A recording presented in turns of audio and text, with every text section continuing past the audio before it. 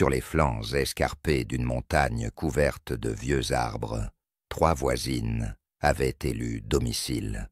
Ce n'étaient pas des voisines ordinaires, mais 3 habitantes, aux natures bien différentes.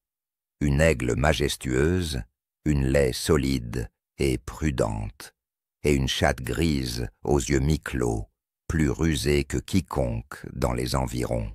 L'aigle avait construit son nid tout en haut d'un imposant pin sylvestre, dominant la vallée. Elle planait chaque matin dans l'air frais, surveillant de loin les mouvements des animaux en contrebas. Au printemps, elle couvait 2 œufs d'où sortiraient bientôt ses aiglons.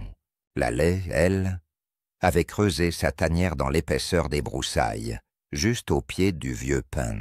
Laborieuse et prévenante, elle s'était aménagé un abri spacieux pour elle et ses marcassins prêts à naître, cherchant la sécurité dans la profondeur de la terre.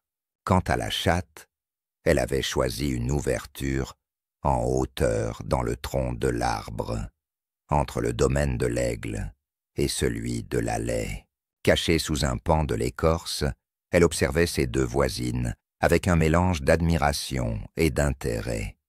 L'aigle pour sa puissance, la laie pour sa détermination tranquille. La chatte descendit alors souplement vers la tanière, où la laie fouillait la terre de son museau puissant. Elle s'arrêta à l'entrée et d'une voix douce appela. « Grosselet, puis-je te parler ?»« Que veux-tu » répondit la laie, un peu sur la défensive. Commença la chatte d'une voix un peu triste. « J'ai surpris l'aigle ce matin, planant bas au-dessus de ta tanière. Elle disait que bientôt ses petits auraient faim et qu'elle n'hésiterait pas à se servir directement dans ta nichée si elle n'avait rien d'autre à attraper. » La laie frissonna. L'aigle était puissante, et même si elle n'était jamais venue l'embêter, elle savait que ses petits pourraient être en danger s'ils sortaient trop loin de la tanière. Ainsi, la laie se décida à ne plus jamais laisser ses marcassins sans surveillance. La chatte retourna alors à son abri, satisfaite. Jour après jour, la tension s'installa entre les 2 voisines. L'aigle fixait d'un œil perçant le sol autour de la tanière, craignant à chaque instant une embuscade de la laie.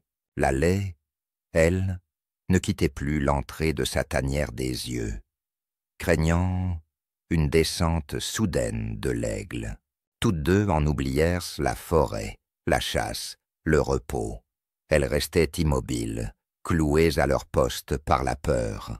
La chatte, elle, profitait de l'occasion.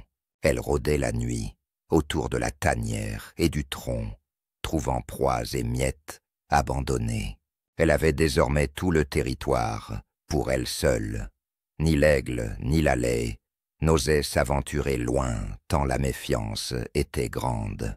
Ce manège dura des jours et des nuits. Les bois devinrent silencieux autour du vieux pin. L'aigle et la laie s'épuisaient à surveiller une ennemie qui n'existait pas. Peu à peu, affamées, elles songèrent à partir. L'aigle, sentant ses forces décliner, s'envola vers d'autres cimes. La laie, les flancs creux, quitta sa tanière pour une clairière plus hospitalière. Quand les 2 voisines eurent disparu, la chatte grimpa en haut du pin, puis descendit inspecter la tanière. Les lieux étaient déserts. La chatte pouvait enfin savourer son triomphe.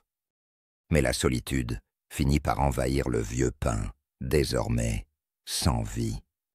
La chatte, reine d'un royaume vide, comprit qu'on ne construit rien de bon sur la peur et la division.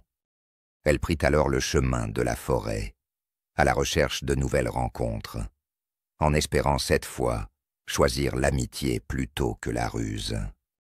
Et depuis ce temps, dans toute la montagne, on se souvient de l'histoire de l'aigle, de la laie et de la chatte, une histoire qui apprend qu'on se prive de bien des richesses quand on laisse entrer la méfiance.